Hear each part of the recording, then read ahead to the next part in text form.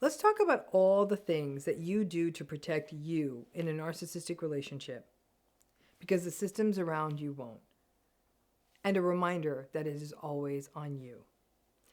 I gotta tell you, I wasn't able to come up with a title here. This was something, what I'm about to talk about in this video was something that someone brought to my attention that she had gone through. And it relates to guidance I give people, and I still do. But it's advice I give, and what this woman said to me reminded me of how messed up some of this advice I and many others give is.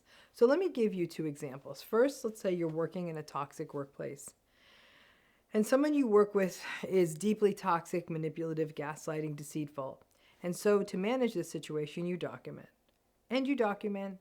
And you document. So you have something, right? And maybe you document to keep you sane. Maybe you document to legally protect yourself. But it's a lot of work to do all this documenting. And ultimately, you're having to do this because the system, in this case your workplace, won't protect you. Second, you're getting a divorce. And you have a toxic co-parent or ex-partner who keeps making up all kinds of stuff, is saying inappropriate things to your children about you, is hiding money, and is lying to the mediator or to the court.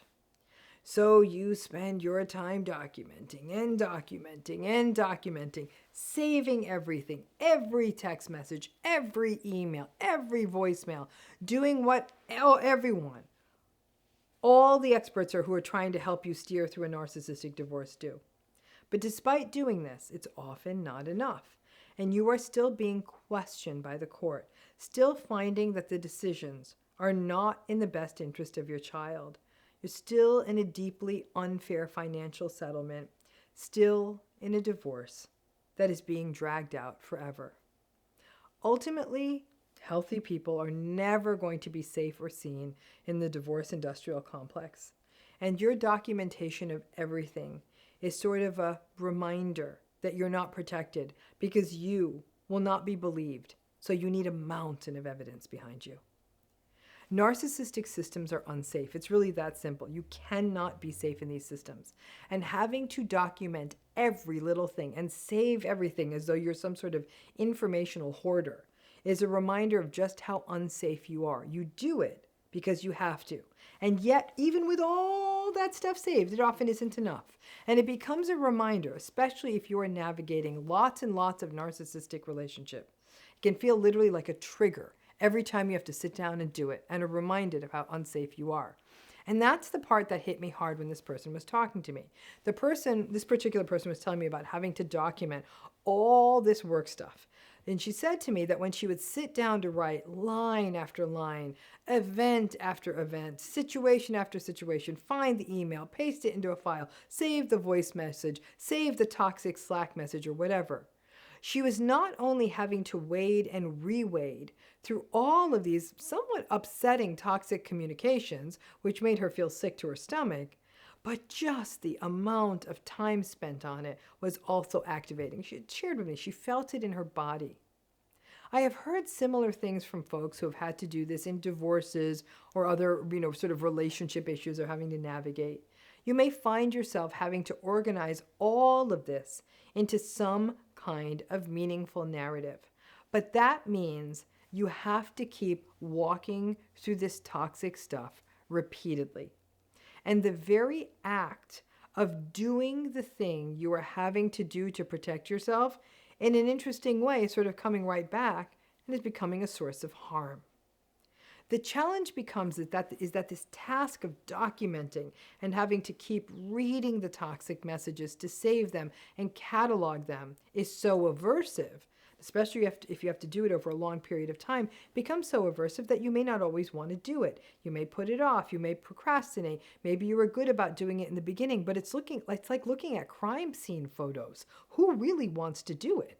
So you may feel physiologically ill at the prospect of having to do all this documenting. So not surprisingly, some people may not do it or avoid it. And then you don't have the damn documentation. So those systems that aren't protecting you can then say, well, you don't have any documentation. And so now, what a lovely opportunity to get mad at yourself again. The unfortunate aspect of narcissistic abuse is that most people are not believed. They are gaslighted. They are questioned. for all the reasons we've talked about. But that means that the person who's going through the narcissistic relationship has to work and work hard to build their so-called case, as if being abused is not enough.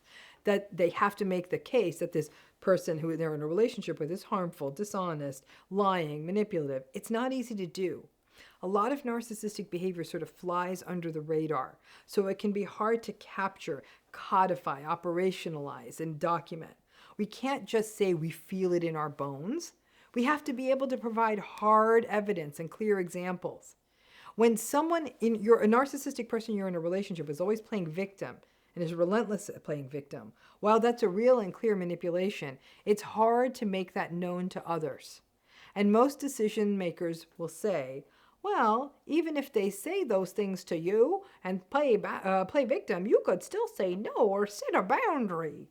Most judges and HR departments don't know a damn thing about trauma or trauma bonding. It's not their job, I guess, but unfortunately they make decisions that are predicated on situations created by trauma bonding.